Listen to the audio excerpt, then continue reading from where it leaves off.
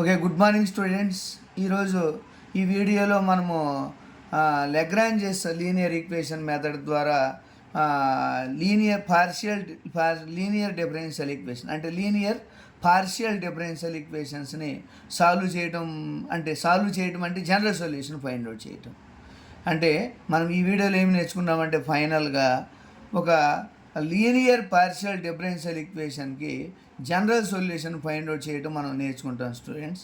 కాబట్టి మనం first the above equation is linear or non linear మనం తెలుసుకుందాం స్టూడెంట్స్.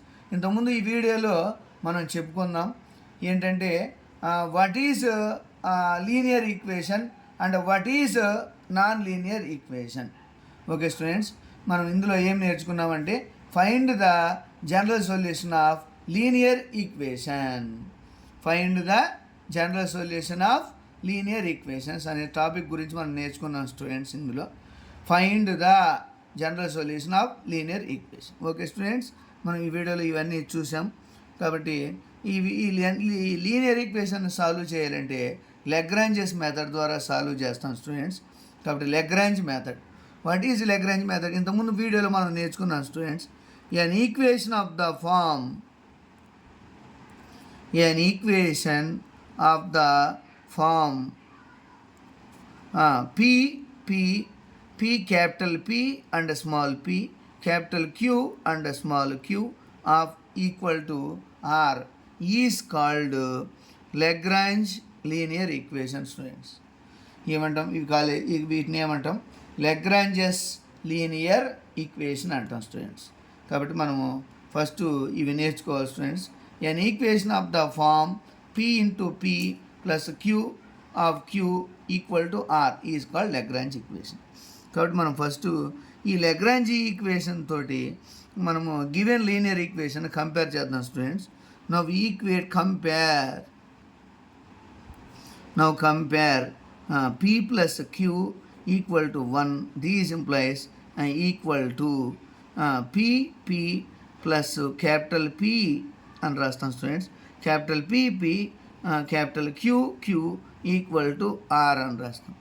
కాబట్టి ఇవన్నీ మనం ప్రాబ్లంలో ఇచ్చినవన్నీ small p small q students.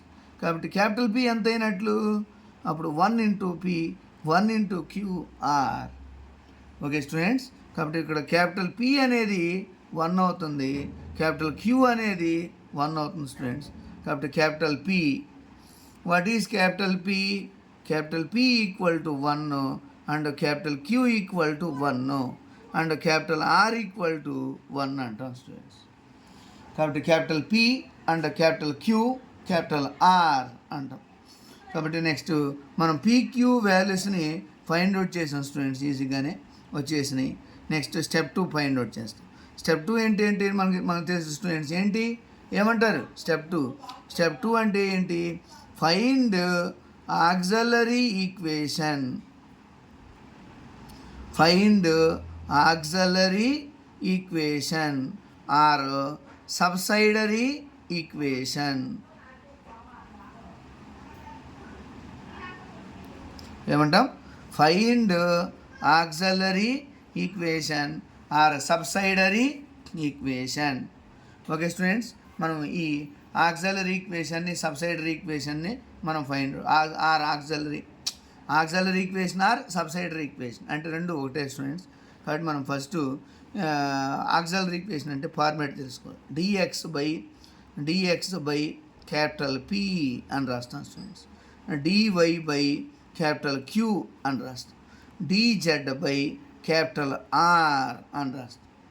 కాబట్టి dx by capital P, dy by capital Q, dz by capital R అని రాస్తాం స్టూడెంట్స్. కాబట్టి dx బై క్యాపిటల్